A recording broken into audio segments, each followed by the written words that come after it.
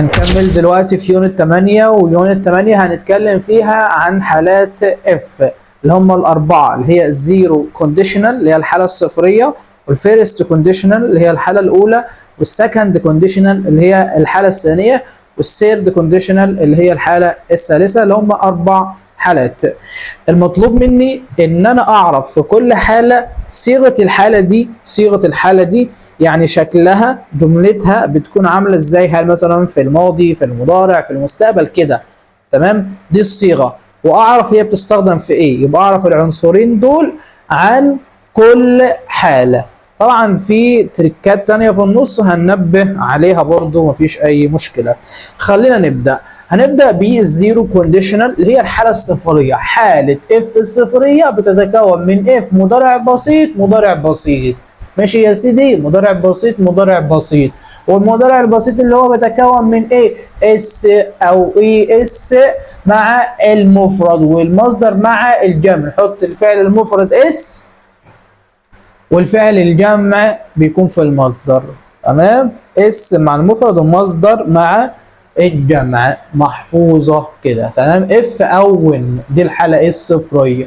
الحالة الصفرية دايما بتعبر عن حقيقة علمية، زي مثلا الشمس بتشرق من الشرق. تمام، فدي حقيقة علمية. لو مثلا سخنت المية بتغلي. تمام، لو مثلا حطيت المية في الثلاجة او في الفريزر بيتجمد. تمام، او بيتلج يعني. تمام، ماشي. لو انا اشعر بالحر باخد حمام. لو تم دمج ميكس اللي هو اللون الاحمر اللي هو الريد والجرين والاخضر، هنحصل على الازرق. فدي برضو حقيقة او احداث بتكون ثابتة. احداث ايه؟ الوصف افعال او احداث تكون حقيقة عادة. لو انا عندي صداع هاخد الاسبرين. ماشي. الاشجار اصبحت مبلوله علشان هي مطلت بغزاره. يعني هنا انا بصف فعل معين، يبقى ايه؟ وصف الافعال او الحقائق العلميه. زي لو انت مثلا سخنت الحديد فهو بيتمد معاك او بيتسع معاك. تمام، لو انت برضه سخنت التلج لو انت سخنته او حطيته يعني عند درجة حرارة فهو ايه؟ بيدوب معاك. تمام، لو انت سخنت المية هي ايه؟ بتبدأ ان هي تتبخر. لو حطيت المية في الثلاجة بتتحول للتلج. تمام، يبقى بتستخدم الحالة الصفرية عندما تحتوي الجملة على أحد ظروف التكرار الآتية، خاصة بالمضارع البسيط وخاصة بالمضارع البسيط. لو انا يعني if I read for long time، لو انا بقرأ لمدة طويلة انا هيكون عندي صداع. تمام، تمام. يبقى الحالة الصفرية عرفت صيغتها مضارع بسيط مضارع بسيط. انت لازم تبقى عارف ان جملة if بتكون عبارة عن جزئين، جملة فعل الشرط وجملة جواب الشرط. ماشي. صيغة السؤال في الحالة الصفرية بتبقى أداة استفهام، ودو أو داز طبعا عشان مضارع بسيط، والفاعل والمصدر. والناحية التانية if أو when ومضارع بسيط. What do you do if أو when you feel hot؟ أنت هتعمل إيه لو أنت حسيت إن أنت حران أو بتشعر بالحرارة يعني كده؟ فدي يعني إيه صيغة الاستفهام، وبقى عارفها زي ما هي كده. تمام، او ممكن كده دو او داز والفعل والمصدر، واف او وين وجمله مضارع بسيط. does ice melts if او when you hit it. ملحوظه بتقول لازما الحقيقه تكون عامه. لازما الحقيقه تكون عامه، يعني عامه مثلا زي الشمس كده. تمام، زي 1+1=2. تمام، انما لو الحقيقه دي كانت خاصه، يعني انا ربطتها بشيء معين او حددتها بشيء معين فكانت خاصه، فبالتالي هنستخدم الحاله الاولى. تمام، لو انت سخنت يعني التلج ده في الحله دي فهو هيدوب معاك. فهنا مع كلمه this فتم التحديد، فبالتالي بستخدم الحاله الاولى. تمام، هنا برضو نفس الفكره، تم التحديد فبنستخدم الحالة الأولى. لو أنت يعني لم تسقي النباتات قريبا فهم يعني إيه هيموتوا. فأنا حطيت كلمة زيس أهي. تمام. في حالة التحديد نستخدم الحالة الأولى. أو لو أنا برضو استخدمت صفات الملكية طبعا إحنا عارفينهم، ماي أو هيز أو هير أو تيز أو يور أو زير أو اور. تمام. برضو في الحالة دي بنستخدم الحالة الأولى. أو استخدام موقف محدد بوقت معين. تمام. إن هي رينز هيفلي تونايت، هتمطر بغزارة النهاردة، الشوارع هتكون مبلولة. فهنا أنا حددت إن هي النهاردة. تمام. فبالتالي خليتها حالة أولى. طيب بص دي اف ات رينز هيفلي، لو هي هتمطر بغزارة الستريس هتبقى مبلولة. هنا حقيقة عامة فهنا حالة صفرية عشان أنا ما ربطتهاش بوقت معين. فهمتني؟ يبقى لما الموقف او الحقيقه العلميه تكون عامه مش رابطها بكلمه ذيس مثلا او ذات او ذيس او ذوس، لو انا ربطتها باي كلمه من الكلمات دي فتكون خاصه، فبالتالي هستخدم الحاله الاولى. ما ربطتهاش يبقى حاله صفريه. ماشي. طيب لو حطيت ضمير من ضمائر الملكيه او صفه من صفات الملكيه فبالتالي كده انا بحدد وبخصص، فبالتالي استخدم الحاله الاولى ما استخدمش الحاله الصفريه. ماشي. لو ربطتها بوقت معين برضو استخدم الحاله الاولى ما استخدمش الحاله الصفريه. تمام. ماشي. الحاله الاولى بقى، الحاله الاولى بص كده، الحاله الاولى هي اف جمله في المضارع البسيط، والناحيه الثانيه ويل والمصدر، ويل والمصدر او كان والمصدر او مي والمصدر او شود والمصدر لازم يكون في فاعل. مفيش فاعل بنستخدم المصدر على طول.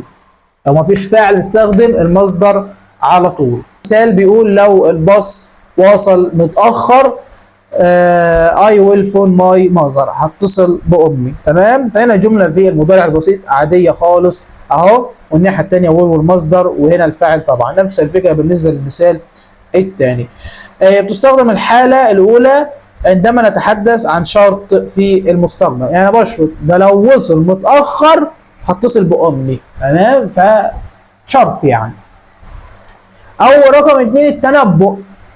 if you study hard، يعني لو انت هتذاكر كويس هتذاكر بجد هتنجح. تمام. بس انا برضو مش عندي دليل، يعني ممكن الحدث ده يحصل ممكن ما يحصلش.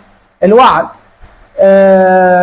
if there clouds it will rain، لو في غيوم مغممه ان هي ايه هتمطر. تمام. فهنا ايه التنبؤ برضو. طيب بنتكلم عن الوعد في اللي بعديها if you get high marks، لو انت حصلت على درجات عاليه انا هشتري ليك موبايل فون، هجيب لك تليفون جديد.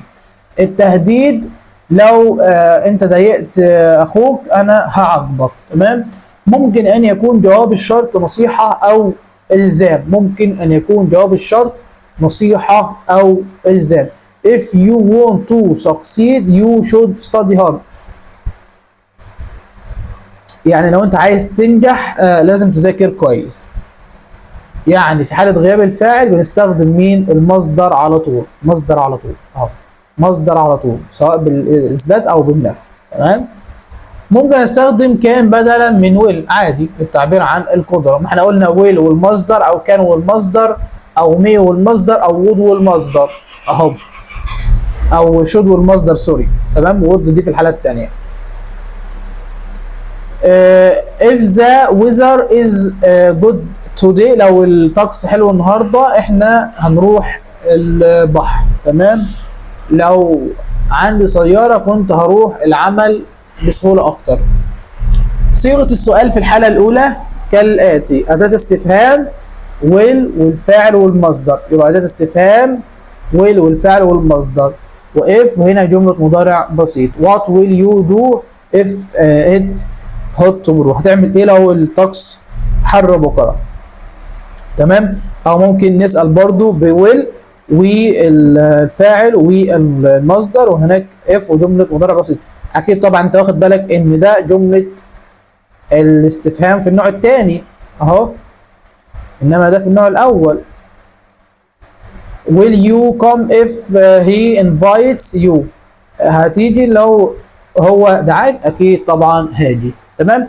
نتكلم دلوقتي عن الحاله الثانيه. الحاله الثانيه اف جمله في الماضي البسيط، جمله في الماضي البسيط، والناحيه الثانيه فاعل would او might او could والمصدر، يبقى يعتبر ان الحالة الثانية هي ماضي الحالة الاولى، الحالة الثانية هي ماضي الحالة الاولى. بمعنى احنا كنا في الحالة الاولى بنقول if ومضارع بسيط، والناحية الثانية will والمصدر، دلوقتي بنقول if وهنا ماضي بسيط، يعني جملة في الماضي البسيط، وهنا فاعل would والمصدر او might والمصدر او could والمصدر، يعتبر ان هو الماضي بتاع الحالة الاولى.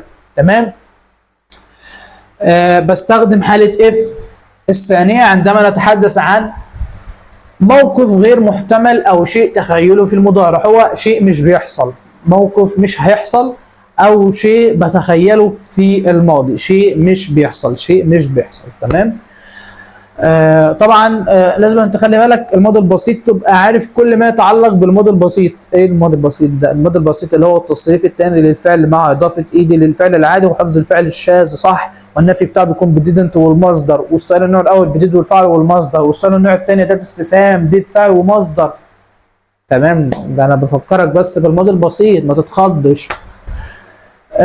if I had a lot of money I would buy a big house. لو انا كان معايا فلوس كتير قوي كنت هشتري منزل كبير. تمام. معنى كده ان الكلام ده تخيلي، ان انا معايا فلوس كتير ولا هشتري منزل كبير، لان ده شيء تخيله في الماضي. انا بقول لو كان معايا في الماضي، معنى كده ان انا ما كانش معايا. تمام. فشيء اللي هو غير محتمل او شيء تخيله في المضارع او الماضي. تمام. لو هو كان علي يعني كان طويل، كان هو هيكون لاعب كويس في الباسكت بول، هو كرة السلة. تمام. فممكن استخدم وير او ووز عادي، مش هتفرق، سواء يعني المفروض ان علي هنستخدم معاها ووز، بس يقول لك ممكن تستخدم وير عادي. ليه ممكن استخدم وير؟ ممكن استخدم وير لان كده كده الحدث تخيلي ومش هيحصل. بستخدم الحالة الثانية ايضا للتعبير عن النصيحة مع استخدام وير مع جميع الضمائر، اهو استخدم وير مع كل الضمائر، كده كده الحدث ده مش هيحصل. if I were you، لو انا كنت مكانك انا كنت هساعد الناس الفقيرة. تمام. if I were you، طبعا هنا بنتكلم بقى عن ايه؟ النصيحة.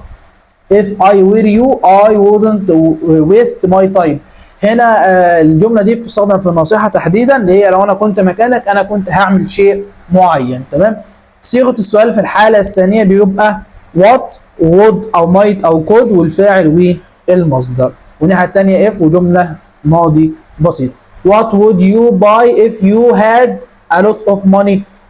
كنت هتعمل ايه او كنت هتشتري ايه يعني لو كان معاك فلوس كتير. الافعال اللي هي قدامي دي اللي هي cut but read shot hit لا تتغير عند تصريفها وتعتبر في الماضي البسيط اذا لم يضاف لها اس،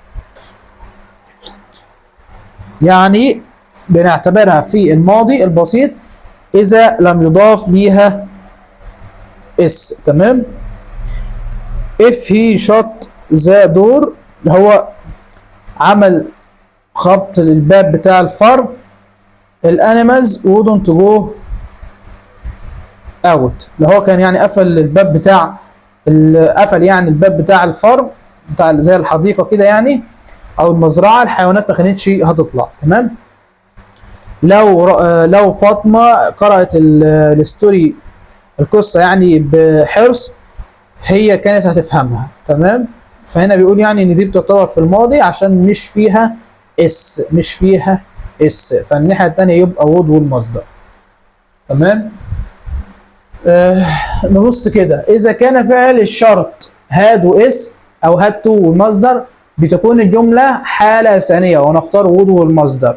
لو علي عنده كاميرا كان ياخد صور كتيره، هنا had والناحيه الثانيه هنا ايه would والمصدر. طبعا دي ماضي، محدش يقول لي دي ماضي تام، لا هي ماضي بس الماضي من هاف، يعني ماضي من مين؟ من هاف. تمام. عايز يقول لي ان دي ماضي، يعني ده الفعل الاساسي بتاع الجمله، يعني had هنا مش فعل مساعد. if had to work، لو احنا بنروح الورك في نهايه الاسبوع we would get a reward، كنا يعني هنتكرم او هنتكافئ. تمام. لو كان فعل الشرط had واسم او had to والمصدر هستخدم would والمصدر عادي، ونعتبر ان الجمله دي الجمله الثانيه لاف او الحاله الثانيه لاف. اذا كان جواب الشرط would have والمصدر او would have وتو والمصدر هتكون الجمله حاله ثانيه ونختار ماضي بسيط. برضه هنا نفس الفكره. لو سامي فاز بالمنافسه هو هياخد برايز، هياخد الايه البرايز دي، الجايزه دي. لو عمر خلص المال بتاعه هو هيستلف. تمام. هو ايه؟ هيستلف. تمام. هو انا مش عارف هو انتوا عندكم الحاله الثالثه ولا مش عندكم، بس هي تقريبا مش عندكم. عموما اعرفها، عموما اعرفها. تمام. طبعا الماضي البسيط اهو هنتكلم عنه بعد شويه. طب كويس، يعني كان الاحسن يكتبوه في البدايه بس تمام، هشرحه برضو ايه دلوقتي عشان يعني تبقى فاهمين يعني الماضي البسيط. بصوا، كنت هقول احنا اتكلمنا عن الحاله الصفريه والحاله الاولى والحاله الثانيه. الحاله الثانيه كانت اف ماضي بسيط والناحيه الثانيه وود والمصدر. ماشي. الحاله الثالثه بقى اف ماضي تام والناحيه الثانيه وود هاف والبي بي، او مايت هاف والبي بي، او كود هاف والبي بي. اعرفها، هي مش عندك بس اعرفها. تمام. يبقى انت كده معايا تاني عرفت ان انت عندك الحاله الصفريه مضارع بسيط مضارع بسيط، حقائق علميه تعبر عن الحقائق العلميه. ماشي. الحاله الاولى اف ومضارع بسيط والناحيه الثانيه ويل والمصدر تعبر عن مثلا التنبؤ، الوعد، شرط. تمام. الشيء ممكن يحصل وممكن ما يحصلش. ماشي. الحالة الثانية اف ماضي بسيط والناحية الثانية وود والمصدر، شيء تخيلي وشيء مش بيحصل في المضارع وفي الماضي. سواء مثلا بتكلم في الماضي بقول لك ان الشيء ده ما حصلش، ده لو كان معايا فلوس كنت عملت كذا، بس معنى كده ان انا ايه مش معايا. تمام. والحالة الثالثة بالمرة اف ماضي تام والناحية الثانية وود هاف والبي بي، ودي بتعبر عن الندم في الماضي. تمام. ماشي كده احنا خلصنا شرح جرامر يونت 8. نبدأ نحل بقى وبعدين ندخل على الماضي البسيط. خلينا دلوقتي ندخل على جزئية الحل، وهنحل على الجرامر اللي هو في يونت 8 اللي هو حالات اف، الحالة الصفرية والحالة الأولى والحالة التانية. تمام. كل المطلوب مني علشان أحل بأحسن شكل ممكن والإجابة تطلع معايا صح إن أنا هيكون عندي جملتين، جملة مكتوبة قدامي في زمن معين، المطلوب مني إن أنا أحدد الجملة دي هي في زمن مين. أحدد مثلا هي في زمن الماضي، يبقى الناحية التانية هختار وود والمصدر. طب هي في زمن المضارع، يبقى الناحية التانية يا إما هختار وود والمصدر أو هختار مضارع بسيط. بس كده بإيه اختصار. تمام. يلا بينا نبدأ في الحل ونشوف هنحل إزاي. If you watch too much television، يعني لو انت تشوف التلفزيون كتير قوي، you not your eyes، انت هتدمر عينيك. يعني انت لو بتشوف التلفزيون كتير انت هتدمر عينيك. فهل هتختار ايه ولا بي ولا سي ولا دي؟ فانت طبعا هتقول لي يا دكتور انا هبص على الجملة الاولى. هقول لك مظبوط، بص على الجملة الاولى. الجملة الاولى محطوطة في زمن مين؟ تقول لي محطوطة في زمن المضارع البسيط. تمام خالص. يبقى الناحية التانية will والمصدر اللي هي ايه؟ will damage. تمام. ماشي. if you not red and green، لو انت هتدمج اللون الأحمر مع اللون الأخضر هيطلع معاك اللون البني. تمام. فالإجابة الصح ايه ولا بي ولا سي ولا دي؟ الإجابة الصح هتكون دي، علشان الناحية التانية مضارع بسيط، في الناحية الأولى هتكون مضارع بسيط برضو، يعني هي جملة فعل الشرط وجملة جواب الشرط. لو أحمد قرأ الكتاب هو هيعرف إيه اللي حصل في النهاية. فإحنا عندنا أحمد وهاد وتصريف ثالث، يعني ده ماضي تام، يبقى النهاية التانية would have والبي بي يعني رقم دي. ودي الحالة الثالثة من حالات اف اللي هو ماضي تام والناحية التانية would have والبي بي. تمام. if I went to London، لو أنا كنت رحت لندن أنا كنت همارس الإنجليزي كل يوم. فهنا أنا عندي ماضي بسيط، يبقى الناحية التانية would والمصدر، يبقى الإجابة الصح رقم سي. رقم 5 I want to go to the park. أنا مش هروح أو يعني مش هروح البارك الحديقة يعني وكده، تمام. من غيرك يعني لازم تيجي معايا، تمام. فهنا أنا عندي في الجزء الأول want to go اللي هي عارف will والمصدر دي النفي بتاعها، اللي هي want to go اللي هو النفي بتاع will والمصدر، تمام. اللي هي يعني تبع الحالة الأولى، تبع مين؟ الحالة الأولى. فأنا هنا كده عايز مضارع بسيط. فين بقى المضارع البسيط؟ النفي بتاعه doesn't أو don't، ودونت بتعامل معاملة الجمع لما يكون معاها يو، يعني لما الفاعل بيكون يو بستخدم دونت. يبقى الإجابة الصح رقم بي، تمام. ماشي يا جماعة، ماشي.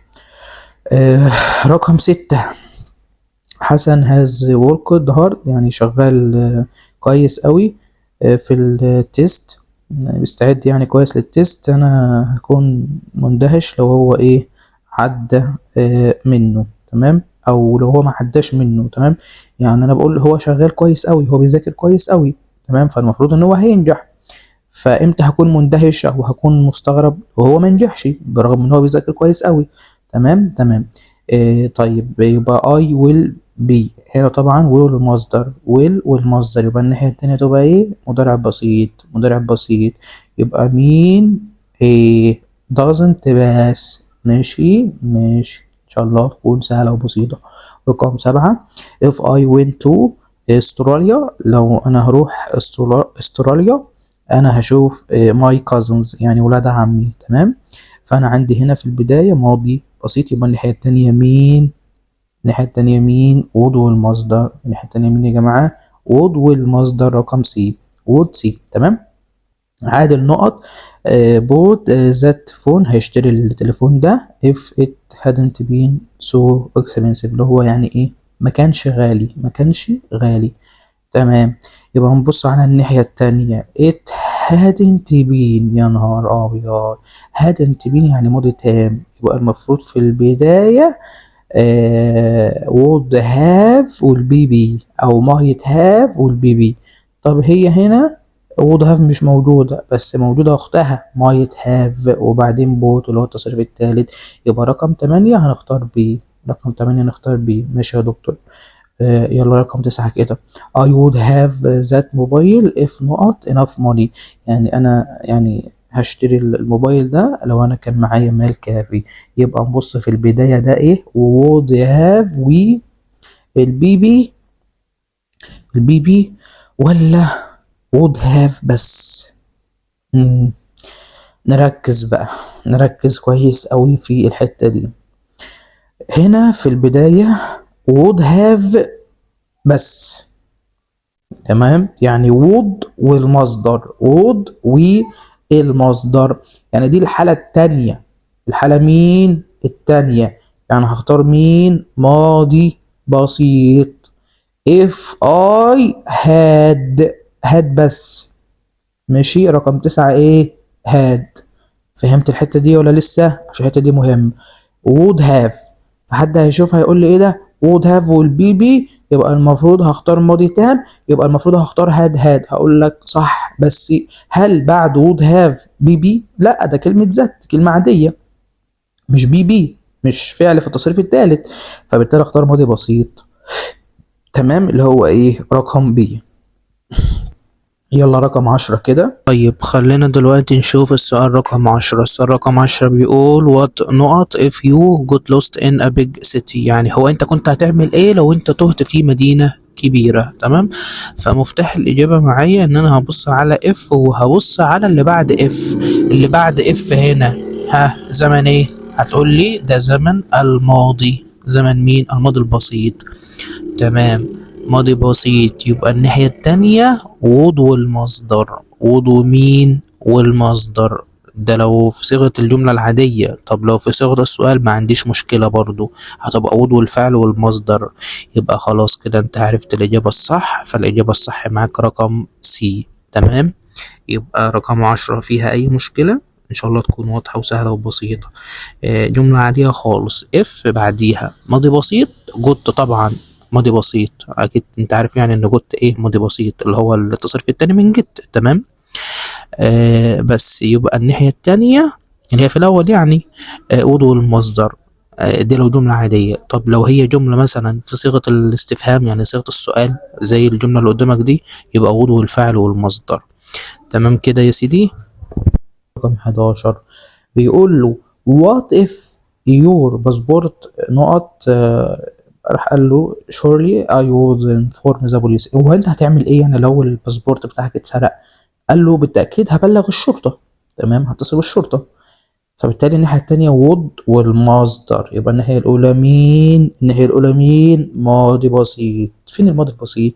هتقول الإجابة الصح رقم دي. طبعا هي محطوطة أصلا جاهزة في المبني المجهول عشان الجملة دي مبنية للمجهول. تمام. السؤال اللي بعد كده الايرن نقط لو انت سبته في الاوبن اير، هل نختار ايه؟ ولا جي ولا سي ولا دي؟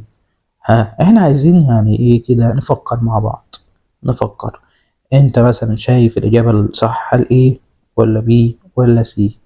وشايفها يعني الإجابة اللي أنت هتقول عليها صح، يعني صح بناء على إيه؟ يعني إيه أساس الاختيار بالنسبة لك؟ يلا كده قول لي، هل هتختار إيه؟ ولا بي ولا سي ولا دي؟ يلا ركز كده، قدامك يعني 30 ثانية.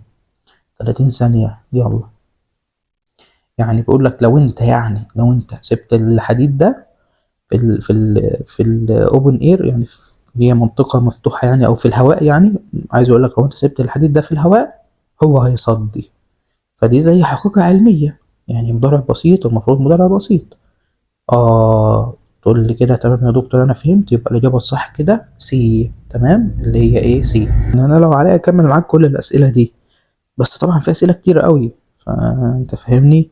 فانا هحل معاك اول شوية وانت ايه كمل الباقي. هم شوية اسئلة محترمين، 56 سؤال. احنا هنحل مثلا 15 وانت تاخد ايه 40 نقطة واجب. حلهم كده مع نفسك ان شاء الله، يعني ايه تلاقي الامور سهلة وبسيطة زي ما احنا بنحل. تمام. يلا كده احنا كنا فين؟ احنا كنا تقريبا عند رقم 13. تمام. اتصل بالامبولانس، اتصل بالاسعاف لو في ان اكسيدنت، لو في يعني حادثة. بقول لك يعني ايه اتصل بالاسعاف لو في حادثة. رقم 13. هل هتختار ايه ولا بي ولا سي ولا دي؟ تقول لي يا دكتور انا طبعا هختار بي ولا سي. لو في حادثة يبقى نختار رقم بي إز. لو في حادثة اتصل بالإسعاف. تمام. يعني كلام بسيط خالص، مضارع بسيط، مضارع بسيط. رقم 14 باي فريند هيلبد مي، ان هو الصديق اللي هو بيساعدني كويس يعني. if the نقط supportive I wouldn't have been able to solve problem. يعني لولا صديقي اللي بيساعدني ده، هو ساعدني كويس يعني، انا ما كنتش اقدر ان انا احل المشكلة دي. نبص كده على if يبقى بعدها ماضي تام. تمام. لو هو ايه كان ايه متعاون. تمام يا جماعة ماشي. ولا لو ما كانش متعاون يبقى لو ما كانش متعاون، يبقى هنا معنى الجملة بيفرق. يبقى تركز، هي سي كانت هتنفع بس احنا عايزينها منفية، يبقى hadn't been. يبقى my friend ساعدني كويس ده لولا ان هو كان متعاون معايا ومشجعني وكده ما كنتش اقدر ان انا ايه احل المشكلة. يبقى if he hadn't been، لو ما كانش متعاون انا ما كنتش هقدر ان انا احل المشكلة. يبقى الاجابة الصح رقم دي. الإجابة الصح إيه؟ رقم دي. تمام. طيب خلينا دلوقتي نشوف السؤال رقم 15 والسؤال الأخير معانا. if عمر نقط all his money he would have to pay. يعني لو عمر يعني خلص كل الفلوس بتاعته، يعني صرفها، تمام، هو هيتسلف. تمام. فانا ركز كويس قوي في السؤال ده علشان فيه معلومة كده. بص، انت عندك الناحية التانية would have to والمصدر. would have to والمصدر يبقى ماضي تام في الناحية الأولى. طب لو كانت would have بس وبعدين المصدر، يبقى هتبقى الحالة التانية، يعني ماضي بسيط. تمام كده. يبقى ركز واكتب المعلومة دي عندك. would have والمصدر لوحدها كده، لوحدها كده تبقى ايه؟ حالة تانية. طب would have to والمصدر يبقى حالة تالتة. تمام.